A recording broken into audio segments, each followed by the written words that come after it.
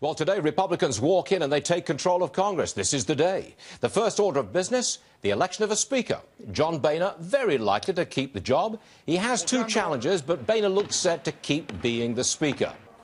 Look who have we got to get this show rolling. Former Governor Sarah Palin joins us. Governor, always good to have you with us. I have the feeling that you don't want John Boehner as speaker. You want to get right out there and confront the president, don't you? There's no time like the present to shake it up and get things moving, get our country back on the right track. And that takes new energy and takes new commitment to fulfilling campaign promises because, you know, Stuart, if you campaign one way and then govern another way, well, constituents say, we didn't ask for that. That's not what we signed up for. So I think that there's a lot of support out here in the real world for change in leadership. But it looks almost certain that John Boehner is going to retain the speakership. That looks almost certain. So realistically, do you think that in the next 2 years, realistically now, do you think we're going to get the pipeline built? Do you think we're going to roll back parts of Obamacare? Do you think we're going to cut any tax? I'm asking you to be realistic now, bearing in mind what's going on between the president and the Congress for the next 2 years.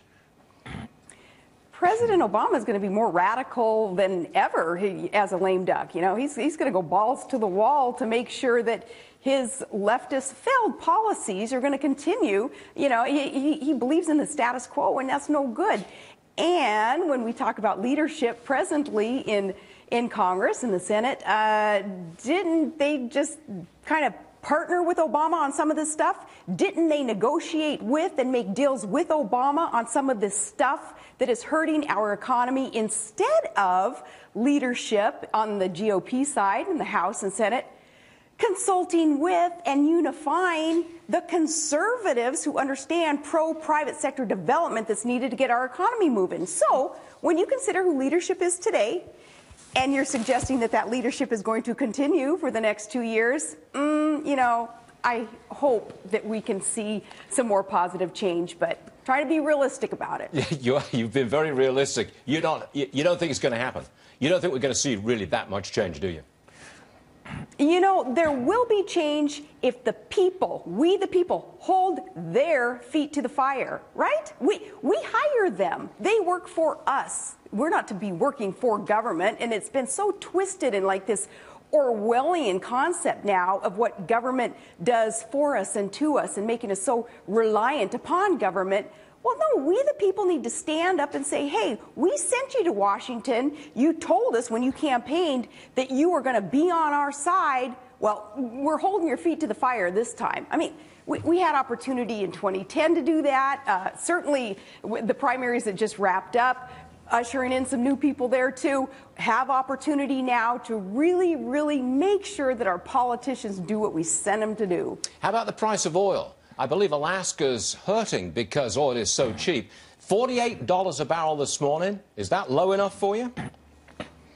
It's going to get lower, and the state of Alaska and other oil-producing states had better not rely on one resource and development of and revenue generating from that one resource. That's dangerous. That's why I, as governor, you know, got to diversify our economy and really let the private sector, again, get roaring and fire up the economy and not think that, you know, government receiving more money in the coffers, especially from something like oil development in a state like Alaska, that government is going to fix any of the economic woes. But the price of oil dropping, that will continue. You know, OPEC plays its little game of trying to squeeze out competitive oil, and we need to learn from history. When this happened before, we kind of pulled back some of our development, our production, because there was a glut of oil and low prices. That was stupid. We need to produce more than ever right now and become more independent, more sovereign when it comes to our energy security. So hopefully, politicians, hopefully you'll learn from the past. I just want to show our audience a picture that you posted of your son Trig. I believe he was trying to help with the chores, but he couldn't reach the sink, so he stood on top of the family dog. Got a little help there. PETA, of course, jumped on you for showing that picture of what your son was doing. And then you responded with the picture that Ellen DeGeneres posted last year. Same thing, a child standing on a dog. PETA didn't give her a hard time at all. In fact, they loved her. You won this one, I think, Governor, but I want to know, why is it that the Liberals just hate you for every single thing you do? Oh, I don't know. I mean, there's a lot about me that nobody would really like. But, yeah, they're extreme in their hatred. But, no. Hey, I've got Charlie Gasparino with me. When you just said that, well, come on. Nobody says balls to the wall better than you. I'm telling you. You sold me on that one. Listen, didn't you guys like the line, though, in my op-ed, sticking it right back to PETA? You call it Peter. We call it PETA. Anyway, when PETA was attacking me, and I said, hey, man, chill. At least Trigg didn't eat the dog, and your Messiah, Obama, he did eat dog.